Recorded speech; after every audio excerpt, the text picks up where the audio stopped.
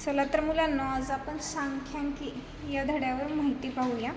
काल आपण बहुपदीचा भागाकार कसा करायचा ते पाहिले. तर आज सांख्यांकी यावर प्रश्न कसे सोडवायचे ते पाहूया. तर पहा, उदाहरण दिलेले आहे त्यांनी. सरासरी कशी काढायची. पहिला आहे, निनादने एका पुस्तकाच्या दररोज वाचलेल्या पृष्ठांची संख्या 60, 50, 54, 46, 50 अशी आहे. यावरून दररोज वाचलेल्या पृष्ठांची सरासरी काढा.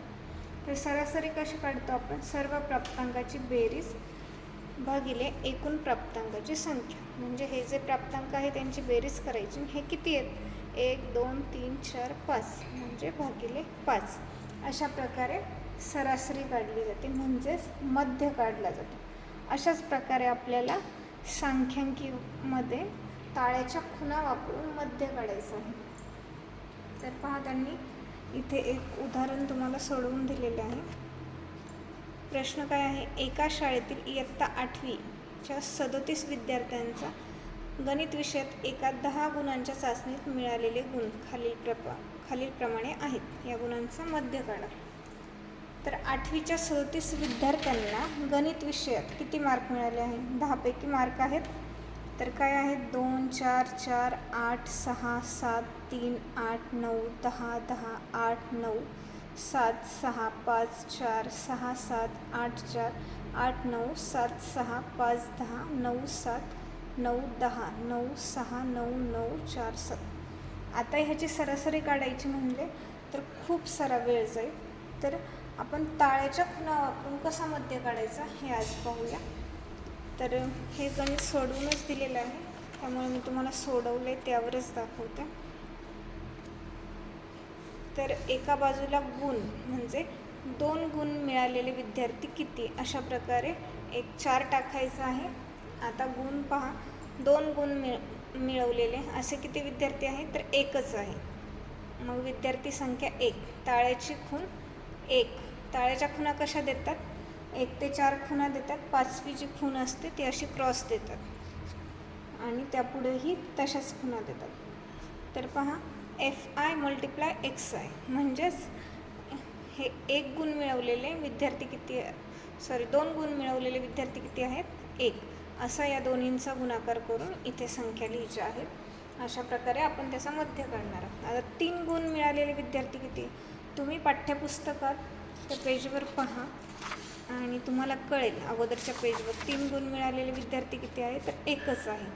मग एकच ताळ्याची खूण देऊन विद्यार्थी संख्या 1 लिहायची आहे आणि 1 गुणिले 3 3. आता 4 गुण मिळालेले विद्यार्थी किती आहेत? तर 5 आहेत. मग 5 कसं लिहायचं? 4 ताळ्याच्या खुणा करून एक क्रॉसची खूण द्यायची आहे. मग 4 गुण मिळवलेले विद्यार्थी किती आहेत? तर 5 आणि 5 आणि 4 यांचा गुणाकार 20 याप्रमाणे आहे. 5 गुण मिळवलेले विद्यार्थी किती आहेत? तर 2.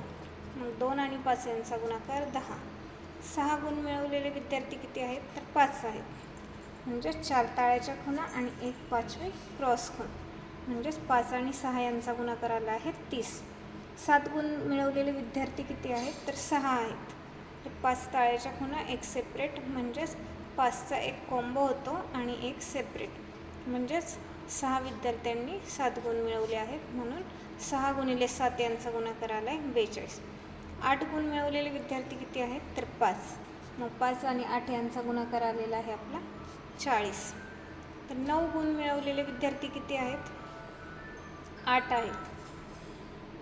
तर 8 गुणिले 9 यांचा गुणाकार आला आहे 72. 10 गुण मिळवलेले विद्यार्थी किती आहेत? तर 4 आहेत. मग 4 गुणिले 10 यांचा गुणाकार आलेला आहे 40. ह्या सगळ्यांची बेरीज करायची. ती n बरोबर 37 अशी लिहायची आणि ह्या सगळ्यांची बेरीज करायची. समेशन ऑफ FI XI ही आलेली आहे 259. तुम्ही ह्या संख्यांची सगळी बेरीज करून पहा.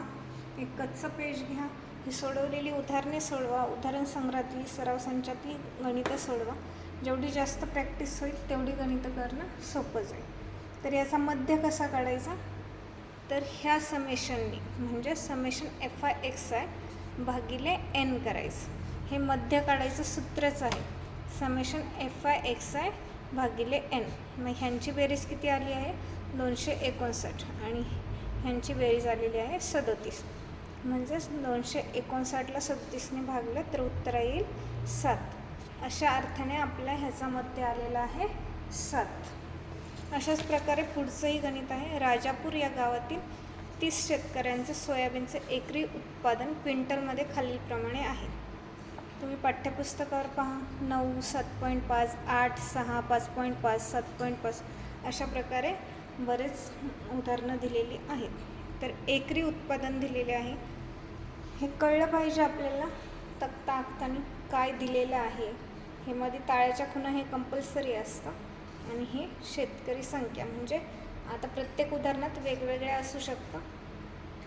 काही ठिकाणी विद्यार्थी संख्या म्हणा, काही ठिकाणी शेतकरी संख्या, प्रत्येक ठिकाणी प्रत्येक उदाहरणात वेगळं वेगळं येईल. तर एकरी उत्पादन 4 क्विंटल असं असणारे किती शेतकरी आहेत तर 3 शेतकरी. तर 3 ताळ्याच्या खुणा करायच्या. FI XI हा यांचा गुणाकार असतो. 3 गुणिले 4 12. एकरी उत्पादन 5 क्विंटल असणारे किती शेतकरी आहेत तर 5 आहेत. मग 5 गुणिले 5 25. अशा प्रकारे ह्या दोन्हींचा गुणाकार करत जायचं आहे. आणि ही शेतकरी संख्या एकूण किती आहे. आता इथे दिलेलंच आहे आपल्याला 30 शेतकऱ्यांचं सोयाबीनचं एकरी उत्पादन. पण तरीही तुम्ही या सगळ्यांची बेरीज करा जेणेकरून आपलं उत्तर चुकणार नाही याची आपल्याला कल्पना येईल. आणि ह्या सगळ्यांची बेरीज करायची आहे. समेशन FI XI इथे आली आहे 195. याचा मध्य कसा काढायचा. x bar is equal to summation FI into XI भागिले n. मग ही समेशन किती आली आहे 195 भागिले 30. ह्यांचा भागाकार केल्या उत्तर येते 6.5. म्हणजेच ह्याचा मध्य किती आला आहे. एकरी सोयाबीन उत्पादनाचा मध्य 6.5 क्विंटल. अशा प्रकारे तुम्ही गणित सोडवल्या तुमचा एकही मार्क जायचे चान्सेस नाही आहेत. याच प्रकारे सराव संच 11.1 मध्ये अनेक उदाहरणं दिली आहेत. पहिल्या उदाहरणात तर फक्त आपल्याला रिकाम्या जागा दिलेल्या आहेत, त्यामध्ये उत्तरे लिहायची आहेत. दुसऱ्या उदाहरणामध्येही जवळपास सोडवूनच दिलेलं आहे. आणि तिसरं आणि चौथं उदाहरण आपल्याला सोडवायचं आहे. जर तुम्हाला उदाहरणे सोडवता आली नाही तर नक्की मला कमेंट करा. मी तुम्हाला एखादं गणित सोडवूनही देईल. व्हिडिओ आवडल्यास नक्की व्हिडिओला लाईक करा, शेअर करा आणि सबस्क्राईब करा.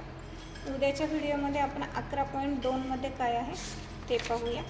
11.3 मध्येही आलेख आहे आणि 11.2 मध्येही आलेख आहे. याविषयीची माहिती आपण उद्याच्या व्हिडिओमध्ये पाहूया. Thank you for watching.